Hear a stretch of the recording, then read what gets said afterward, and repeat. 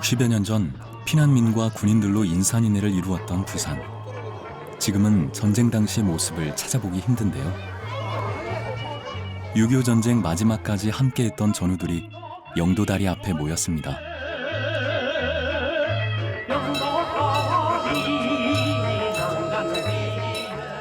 세월이 많이 지났지만 지금까지도 끔찍했던 전쟁의 기억은 지워지지 않는다고 합니다. 60년 전인데 참 세월도 많이 지냈다. 우리가 오래 살아서 그랬나. 계속되는 치열한 전투 속에 수많은 전우들을 가슴에 묻어야 했던 사람들. 비전선을 단 한 뼘이라도 더 차지하려니까 게임에서 전투가 치열할 수밖에. 60mm 밖에 불어 드문 이제 갈리니 전혀 아군들이 약해 죽을 게 아니요 고요한데 소주만 남은 죽은 거야. 시작은 누구나 기억하지만 그 끝을 아는 사람은 많지 않은 6.25 전쟁. 국립대전 현충원에는 1953년 7월 27일 정전협정이 조인된 전쟁의 마지막 날 전사한 세 사람의 묘비가 나란히 있습니다. 육군 일병 이상열, 육군 일병 이상준, 육군 일병 윤석봉. 이들은 어떤 사연을 갖고 이렇게 나란히 묻히게 된 걸까요? 그리고 왜 그들은 마지막 날 안타까운 죽음을 맞이해야 했을까요? 이 전사자들의 발자취를 찾아 아무도 주목하지 않았던 한국 전쟁의 마지막 이야기를 하려 합니다.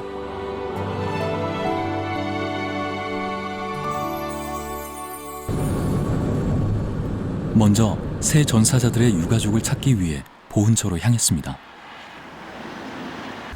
이 세 분의 네. 묘비를 보고 저희가 이분들의 유가족을 좀 찾으려고 했거든요. 예. 이분은 제적되신 분이시네요. 어머님이 1990년도에 돌아가셔가지고 제적된 사항입니다. 이상열, 이상준, 윤석봉. 세 명의 전사자 모두 제적된 상태.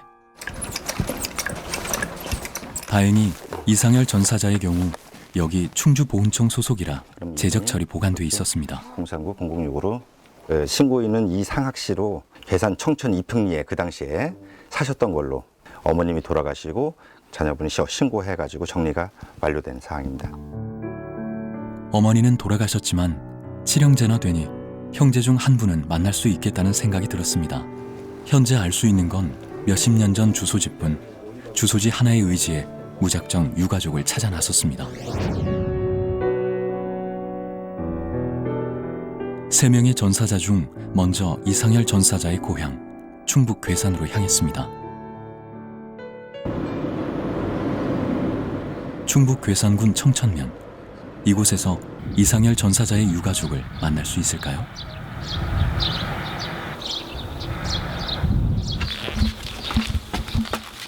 옛 주소지로 찾아가 보니 마을 노인정이 자리하고 있었습니다. 저기요.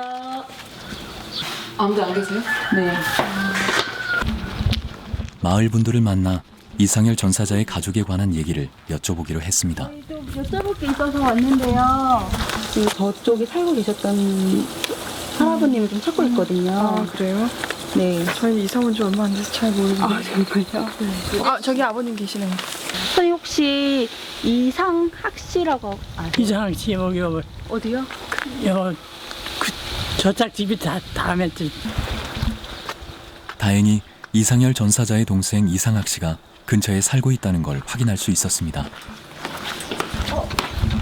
안녕하세요. 네, 선생님 혹시 이상 선생님이세요? 예, 저희 그 이상열 선생님이 형님분 맞으시죠? 이상열. 네네. 아, 동생분이세요? 네, 내가 동생이. 들어오시지 왜? 네, 이제 들어가요. 들어가세요. 네. 감사합니다.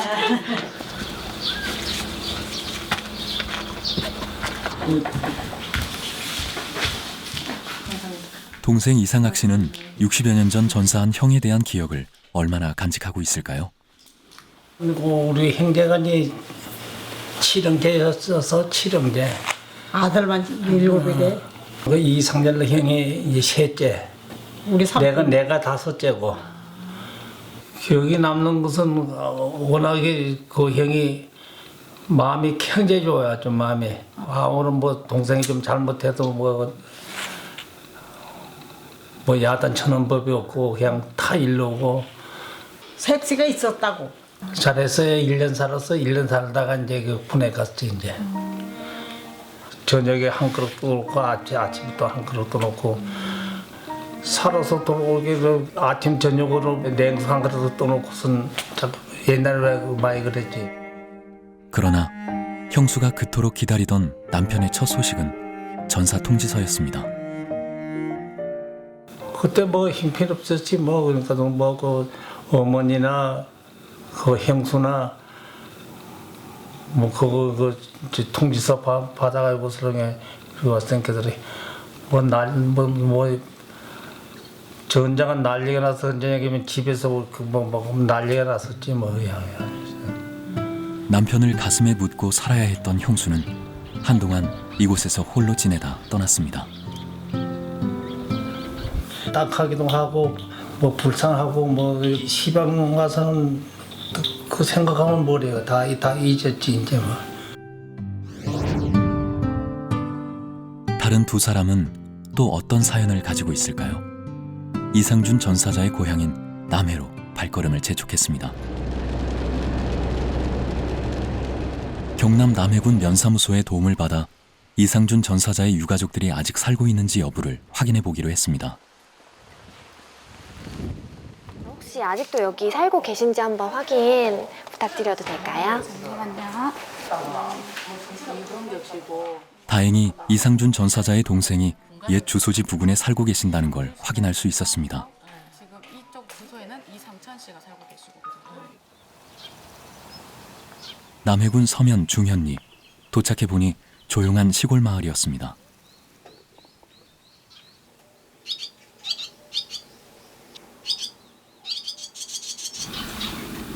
이상준 씨는 팔남매 중 둘째였다고 하는데요.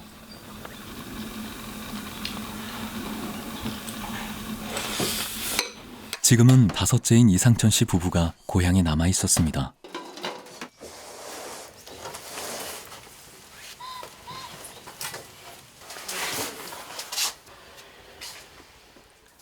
벽에 걸린 가족 사진. 둘째 형인 이상준 씨만 없습니다. 혹시 이상준 씨의 사진이 있는지 찾아봐 달라고 부탁을 드렸는데요. 남아있는 사진이 단 한 장도 없었습니다. 우연히 부모님의 사진을 볼 수 있었는데요. 여기 우리 시어머니고 이 시아버지고 요 있네.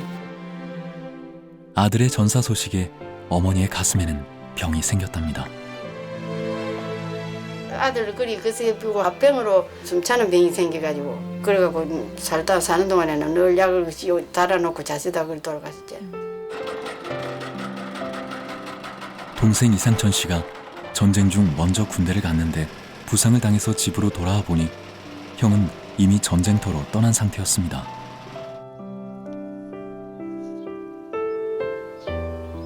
우리 형님도 지금 갔다 나와가지고 또 이따가 이제 할동지 그 잡아갖고 안 잡아갖고 만날 맛으로 있다가 이제 사태가 불리한 게막 잡아간 기라. 그러니까 우리가 군대를 먼저 갔어. 사태가 그리 불리 안 했으면 그 남한 사람들 안 잡아가는 기라. 안 잡아가면 뭐 젊은 사람은 잡아가지만도. 머슴살이의 징용에 고생만 했던 형인데 28살 늦은 나이에 다시 전쟁터로 불려가야 했답니다. 뼈가 긴디 요리 있었는데 요 도로 들어가. 결혼 후 새로 집을 지었던 이상준 씨는 몇 개월 살아보지도 못하고 전쟁터로 떠났습니다. 남편이 전사했다는 소식을 듣고 혼자 남은 형수는 더 머물지 못하고 이곳을 떠났다고 합니다. 아들도 뭐 매일 못하라고 뭐 주비려고 그래서 아줌마는 또 갚이고. 이상준 전사자의 부인이었던 김명녀 씨가 그리 멀지 않은 곳에 살고 계신다는 걸 알게 됐습니다. 세월이 지났지만 김명녀 씨의 가슴엔 이상준 씨와 함께했던 짧은 시간들이 아직 남아 있었습니다. 좋았지. 새 집 지어갖고. 고마. 남경네가 이신께 그때는 또 막 나무로 했대. 그 나무로 해갖고 뗐거든 불을. 그래갖고 첫 달로 온 게를 듣고 서희 잘 지냈지.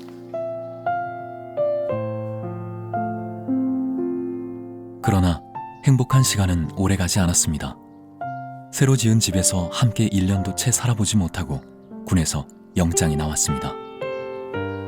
참 죽을 거면 군에 가는 날 막 고드름이 주렁주렁 오고 그리 군에 갔는데 이거 내 보는 데는 안 오고 갔다. 그래서 이제 이웃집 사람 보고 돌봐주라고 붓대를 해놓고 가고 전송을 해주고 아갖고 한 사흘 만인가 아로 낳았다.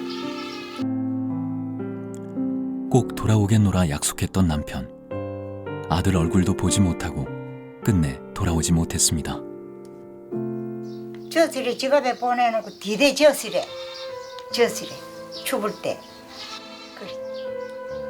그만 한 해 그런 걸 한 게로 알아서 돼. 그러고 그만 아들 저지라서 둘이 다 죽어.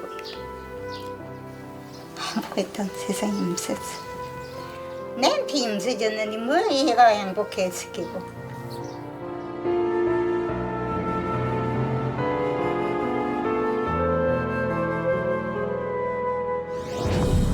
1953년 1월 이상준 씨를 비롯 수많은 청년들이 군에 소집됐다고 합니다. 한국전쟁 당시 소집 대상자의 연령을 보면 51년 9월까지는 만 19세 이상, 만 25세 이하였다가 52년 9월이 돼서는 만 39세 미만자로 연령대가 높아졌습니다. 미국은 한국군 10개 사단의 추가 증설이 필요하다는 생각을 가지고 한국군 증강에 박차를 가했습니다.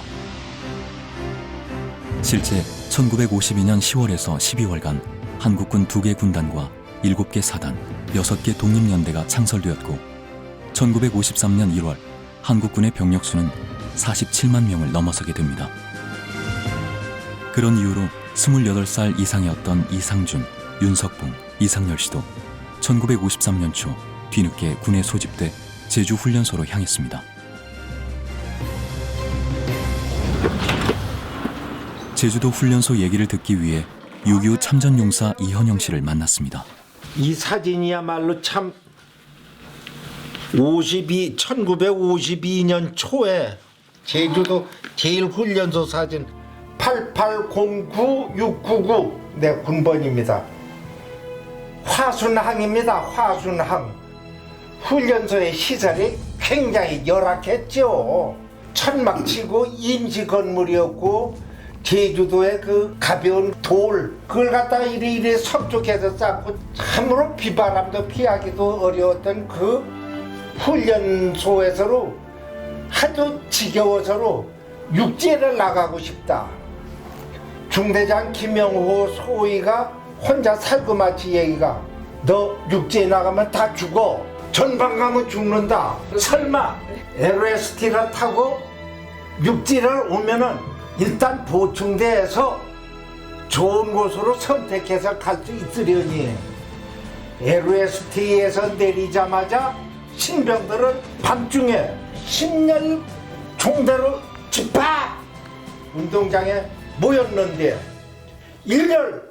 일부 앞으로 1사단 우양우 그 다음에 1열이 1사단 갔으면은 2열 일부 앞으로 2사단 우양우 앞으로 가 3년 3사단에서 가는데 보병 8사단으로 간 겁니다. 선생님은 그럼 8번째에 서 계셨구나. 예.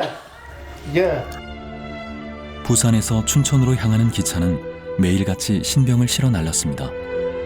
그렇게 신병들은 춘천에 도착하자마자 트럭에 실려 전방으로 향했다고 하는데요.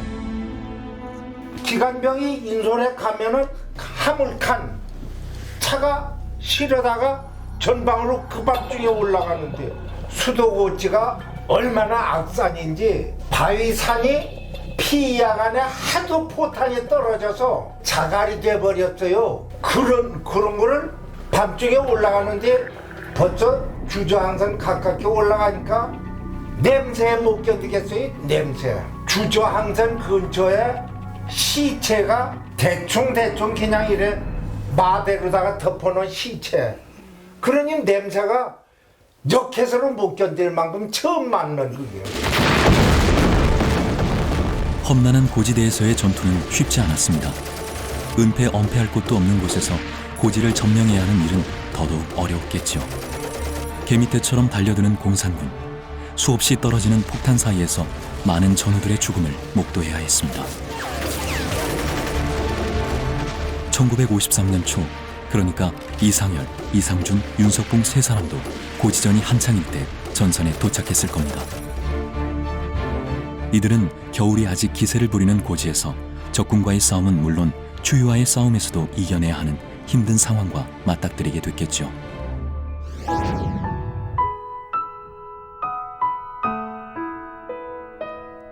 세 명의 전사자 중 마지막으로 윤석봉 전사자의 유가족을 찾아가기로 했습니다. 남해군 이동면 신전리, 이상준 전사자의 고향과 멀지 않은 곳이었습니다. 계세요. 그 윤석봉 씨를 찾아서 저희가 내려왔는데. 윤석봉이? 윤석봉씨가 우리 사촌 시숙이라. 근데 이 사람이 그리 가지고 재수라. 네? 석봉씨 재수. 지금은 형제들이 다 죽고 이곳으로 시집온 할머니들만 살고 계셨습니다. 학생들만 아들 중에 저 집 신랑 영감 저 집 신랑 중에 제일 싹싹하고 만나 옆에 보고 이 친구 우리 집에 못 놀러 많이오고 아무 석봉이가 제일 아들 중에 나다. 너무 안타깝게 돌아갔다. 그런데 이곳에서 윤석봉 전사자의 유해 발굴과 관련 뜻밖의 이야기를 듣게 됩니다. 가운도 뭐 철원이라고도나 군에 간 생이 어이 무치다 구두만은 굴로판께 군대들 굴로판께 시체가 나왔는데 처음에는 가라 사람이 나오고 두 번째는 우리 시체가 나오고 세 번째는 저 충청도 사람이 나왔어. 충청도 사람이라면 혹시 이상열 전사자를 얘기하는 건 아닐까요? 세 구의 유해가 같이 발견됐다면 이상열, 이상준, 윤석봉 이 세 사람일 수도 있겠다는 생각이 들었습니다. 좀 더 확인이 필요했습니다. 그래서 세 전사자들의 병적 기록을 살펴보기로 했습니다. 전사자 명부의 세 사람의 기록을 보면 53년 1월 16일 입대, 사망일자, 그리고 8사단 16년대 1대대 1중대로 소속도 같았습니다. 그렇다면 같은 날 입대한 동기로 같은 부대에 배치돼 함께 전투를 치렀던 것으로 추측할 수 있었습니다. 매화장 보고서에서는 전사와 관련 좀 더 자세한 기록을 확인할 수 있었습니다. 이상윤이 같은 경우는 8사단 16년대 1대대 1중대 소속이셨고 1953년 7월 27일 전투 중 적 포탄에 인하여 전사함이라고 기록이 되어 있습니다. 사망지라는 건 여기서 발견이 됐다는 얘기예요? 그렇습니다. 전투한 장소가 일반적으로 등대리. 다른 두 사람의 것은 86년에 작성된 것이었는데요. 1950년대 이렇게 작성된 서류들이 너무 이렇게 훼손이 되고 그다음에 종이 지질이 많이 약해진다면 보존을 더 이상 할 수 없었다고 판단이 되면 이렇게 이기를 했던 것 같습니다. 과거에. 이상준, 이상열, 윤석봉 세 사람은 입대 시기, 전사일, 전사 장소 모두 일치합니다. 그렇다면 우리의 추측대로 함께 전투를 하다가 전쟁의 마지막 날 같은 장소에서 전사를 한 게 맞을까요?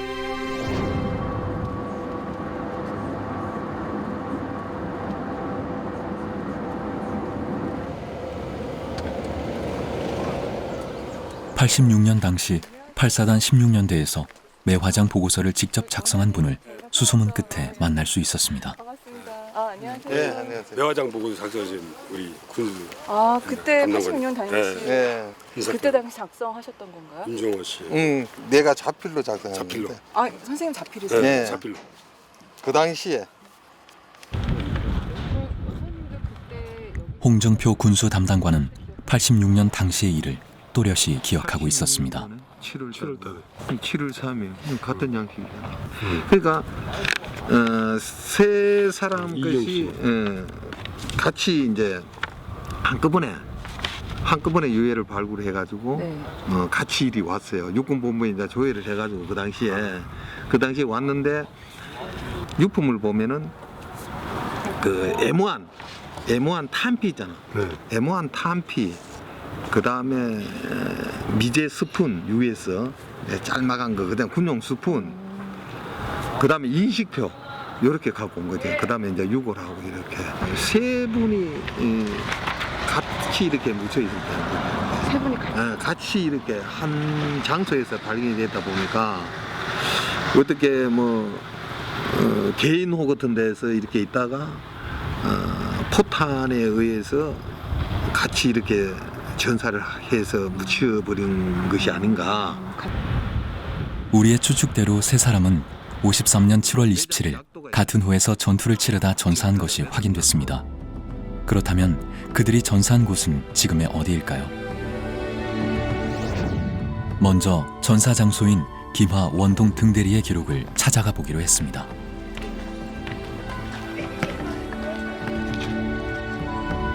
이곳은 8사단의 역사가 모여있는 곳인데요.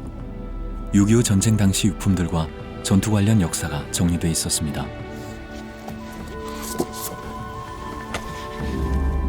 8사단 16년대의 전투 역사를 담은 책자에는 주목할 만한 기록이 있었습니다. 53년 여기 좀 유의할 기록이 하나 있네요.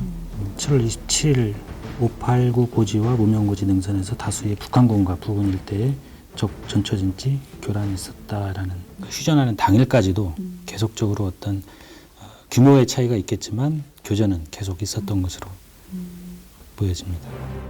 6.25 전쟁 마지막 날까지 교전이 계속됐다는 얘기인데요. 당시 8사단 16년대 위치를 확인해 보니 지금의 철원군 원동면 등대리, 군사분계선을 마주한 지역이었습니다.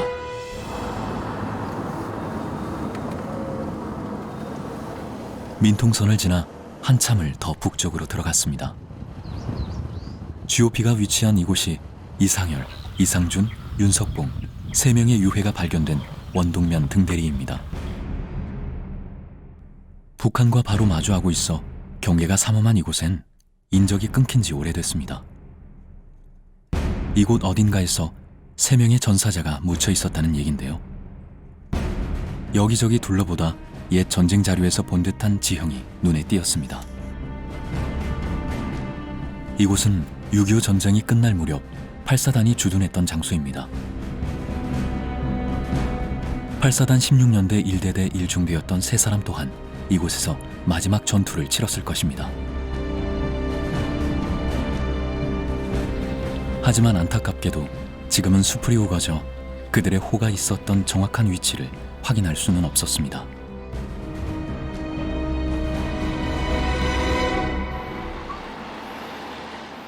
(6.25) 전쟁 마지막 전투에 대한 이야기를 듣기 위해 6.25 참전 유공자 화천지부를 방문했습니다. 네.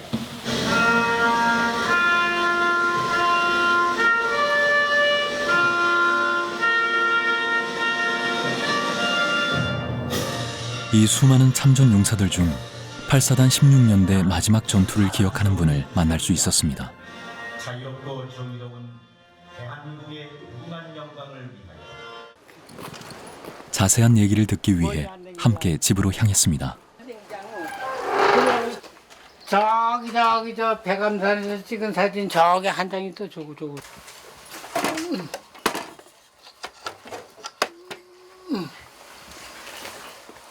요 사진이 이제 현역 대위 때, 중대장 때 우리 중대 부관 백암산에서 찍은 거고. 최전방에서 전투를 치렀던 그는 죽을 고비를 여러 번 넘겼답니다. 생사를 녹았던 순간이 가슴에 훈장으로 남았습니다. 그가 기억하는 마지막 전투는 어땠을까요? 그 총알 포탄 날라오고 총알 날라오니까 희생자가 안 생길 수 없는 거지. 왜냐면 우박 떨어지는데 거기서 살아난다는 건 기적이지. 그럼 희생되는 그 순간까지 생각하지 뭐. 포탄 맞으면 어떻게 되는지 알아? 요만큼만 갈비 조각 나 사람이. 부대한테 뿌리가 아무것도 없어. 펑 하고 터지면 가보면 이런 나무에 가서 창자 조그마한 요만한 걸리고 살토막 요만한 거 걸리고 이래. 포탄 맞으면 아무것도 없어.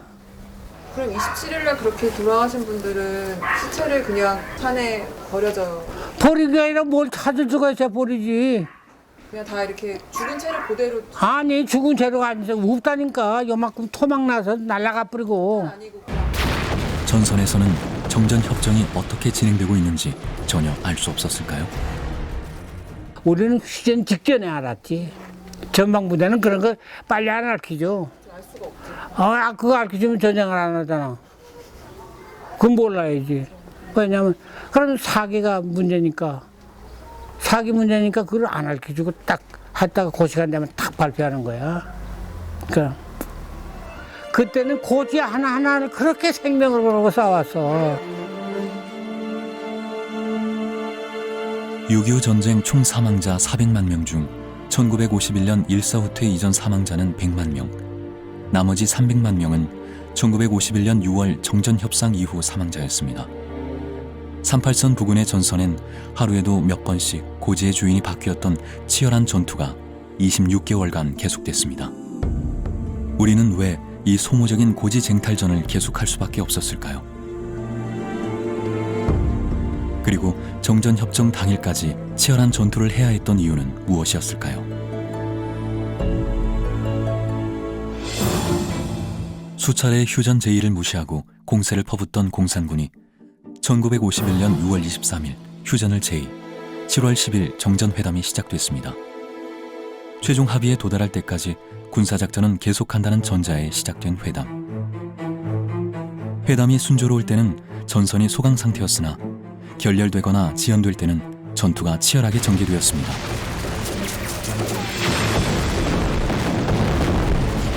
휴전 협상을 하면서 여러 가지 의제가 있었는데 그 중에서 가장 민감하고 첨예하게 대립했던 부분이 두 가지가 있습니다. 하나는 군사 분계선을 설정하는 문제고, 또 하나는 포로 교환에 관한 의제입니다. 군사 분계선과 관련된 당시의 기록을 살펴봤습니다.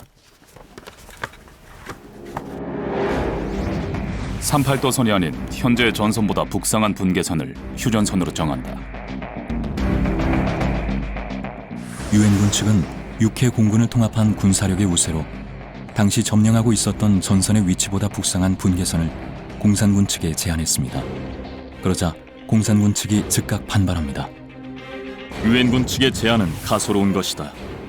현재의 전선이 변화하고 있으니 38도선을 군사 분계선으로 정해야 한다. 이것은 중공군이 개미굴처럼 구축한 갱도 지도입니다. 장기간의 고지 전투를 준비했다는 걸 알 수 있는데요. 공산군 측은 처음부터 전쟁을 일찍 끝내겠다는 생각이 아니었습니다. 유엔군의 경우도 전장의 주도권을 계속 가지고 있는 상황이었지만 제한 전쟁이라는 개념은 계속 유지한 상태로 전쟁이 진행되었습니다. 아이젠하워가 11월에 미국 대통령으로 당선되자 국군 증강이 더욱 가속화되었습니다. 미군의 희생을 더 이상 늘리지 않겠다는 생각에서였습니다. 한반도의 장래와 직결된 중요한 사안이었음에도 불구하고 전쟁 당사국이었던 한국은 6.25 전쟁에 대해 어떠한 영향력도 행사할 수 없는 답답한 상황이었습니다.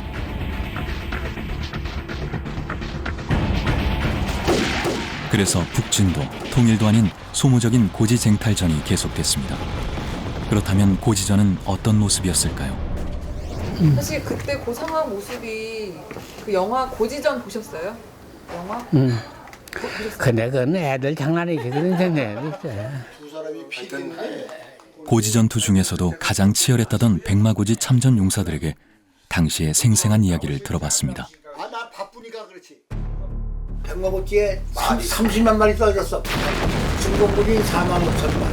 우리 아군이 27만 발을 갖다 이렇게 쏴가지고 1m가 낮아져가지고 파랗게 변했어요. 때놈들이 뭔가 새카맣게 기어 올라가게 막 기어 올라오는데 정신이 없어 막 기어 올라가. 그러니까는 막 단가부대 대창 들어넣어 총 들어넣으면 술다 던지면 막 기어 올라가. 그러면 이 술탄을 빼서 던져야 되는데 마음이 급하니까는 언제 뺄 수도 없어. 막 집어 던지는 거야. 술이 채가지고서 기어오르는 게 죽는지 사는지 알 수가 있어.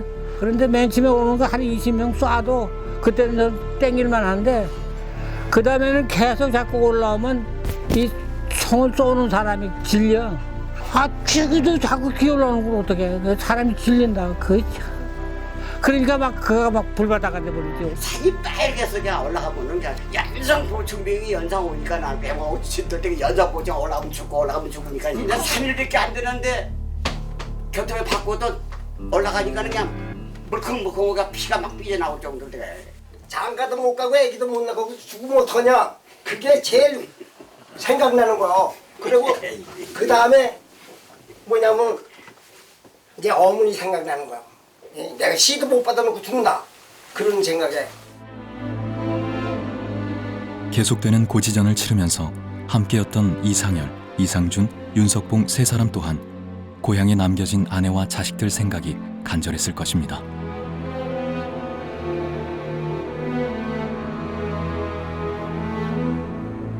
6.25 전쟁은 1951년 이후부터 인민군이 아닌 중공군과의 전쟁이라고 해도 과언이 아닙니다. 우리가 중공군으로 못 싸웠어. 이북하고 싸운 게 아니라 이북은 완전히 선멸돼 버렸었어요 그때. 저정선하고 백마고지에선 북한의 인민군을 하나도 못 봤어. 중공군으로 다 중공군. 항미 원조 전쟁사. 이 책은 중국의 입장에서 정리한 한국 전쟁사입니다. 금성전역이라는 장을 보면 왜 53년 7월까지 고지전이 계속됐는지 알 수 있습니다. 1953년 6월 인민지원군 총사령관 펑더화이는 한반도 정전협정 서명에 참가하려 했습니다. 그러나 6월 18일 0시를 기해 이승만 대통령의 반공포로 석방이 이루어지고 이 일로 인해 펑더화이는 다음과 같은 건의를 하게 됩니다. 정전의 체결을 월말로 미루는 것이 유리하다. 적의 내부 모순을 더욱 심화시키고 이승만의 한국군에게 다시 타격을 입혀 한국군 15,000명을 섬멸하는 것이 좋겠다. 다음 날 마오쩌둥은 펑더화이의 건의에 동의하면서 다음과 같은 전문을 보냅니다. 정전 협정 체결은 반드시 이루어라. 언제까지 미룰 것인가는 상황의 변화에 따라 결정하도록 하라. 한국군 1만 명을 다시 섬멸하는 것은 아주 필요하다. 반공포로 석방에 대한 보복 공세의 성격이 강한 7월 공세에서 중공군의 주 타겟은 금성 돌출부였습니다. 그곳에 배치된 국군 4개 사단인 3사단, 8사단, 6사단, 수도사단을 섬멸하기로 결정을 합니다. 1953년 7월 중공군 총공세의 주 격전장이었던 이곳은 태백산맥에서 갈라진 광주 산맥이 남서쪽으로 뻗어내려 매우 가파르고 험한 지형입니다. 그럼에도 불구하고 중공군이 이곳을 주 공격 목표로 택한 것은 전선이 돌출돼 있어 공격에 유리했기 때문이라고 합니다. 중공군이 설정한 구체적인 목적은 이 금성 남쪽 지역에 돌출된 접촉선을 직선으로 만드는 것. 만약 이곳을 빼앗기게 된다면 중요한 전력 자원인 화천 수력발전소를 잃게 되는 상황. 53년 7월 어느 쪽도 물러설 수 없는 치열한 전투가 시작됐습니다. 우리는 3명의 전사자가 있었던 8사단 16년대의 전투 기록에 집중해 보도록 하겠습니다. 1953년 7월 13일 22시 사단 전역에 걸쳐 적의 맹렬한 집중 포격으로 각 연대와의 유선 두절. 16년대 정면에 중공군 1개대대 출현, 격전이 벌어짐. 7월 14일 0시 30분 1대대 오피가 포위당함. 10시 30분 1대대는 3대대의 엄호하에 주 저항선 후방으로 철수. 후퇴 이렇게 저기 했으니까 같이 내려오지도 못하고 각자 행동으로 산 밑으로 그대로 막 굴르고 그냥 미끄러지고 하면서 이틀 동안 5만여 발의 포탄이 고지로 날아들어 정신을 차리지 못할 정도였다고 합니다. 불산이 된다고 불산. 7월 14일 15시 45분 국군 4개 사단 17번 도로로 철수 시작. 자들이 자꾸 내미는 거요. 담은 땅 한 칠에도 휴전되기 전에 차지해 그거는. 우리는 뺏기지 않으려고 애를 쓰고. 7월 15일 19시 벼루지구 신주 저항선에서 총 반격전 개시. 7월 16일 0시 15분 8사단 16년대 정면적 완전 격퇴. 7월 17일 16시 30분 흑운 토령 북쪽으로 도주하는 중공군 추격 후 흑운 토령 점령. 7월 18일 금성천 2부까지 진출. 7월 21일 03시 8사단 16년대 일대대 등대리지구 집결. 마지막 기록은 여기까지였습니다. 그렇다면 21일부터 27일까지 고지에서는 어떤 일이 있었을까요? 자료를 찾던 중 항미 원조 전쟁사에서 마지막 전투와 관련된 내용을 발견하게 됐습니다.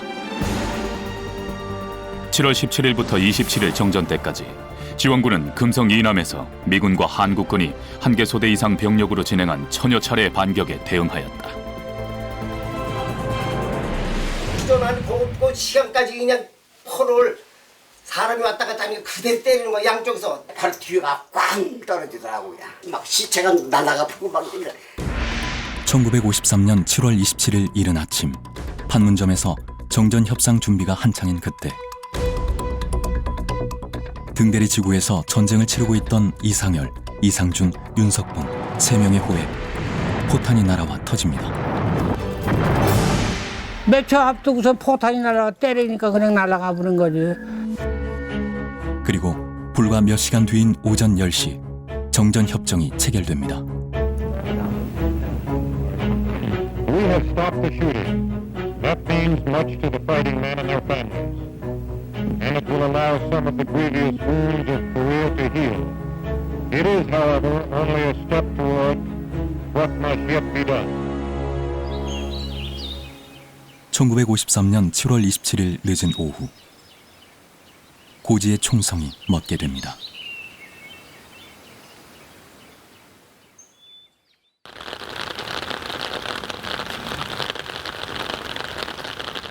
(6.25) 전쟁 마지막 날 몇 시간, 아니 몇 분만 빨리 전쟁이 끝났어도 많은 사람들의 슬픔이 줄어들지 않았을까요?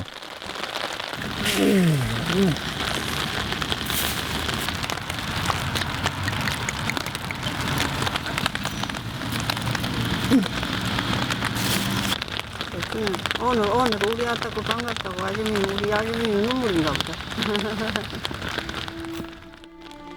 전쟁에서 동생만 살아 돌아왔습니다.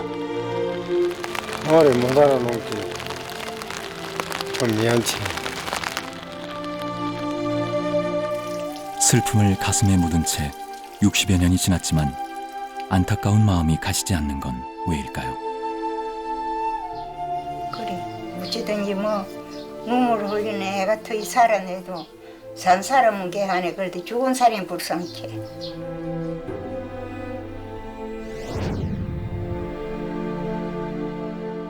이상준, 이상열, 윤석봉. 전쟁의 마지막 날 안타까운 죽음을 맞이해야 했던 마지막 전사자.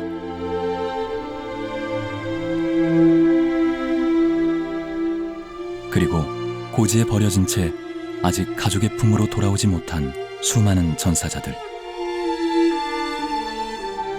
이들에게 그리고 이들의 가족에게 6.25 전쟁은 아직 끝나지 않았습니다.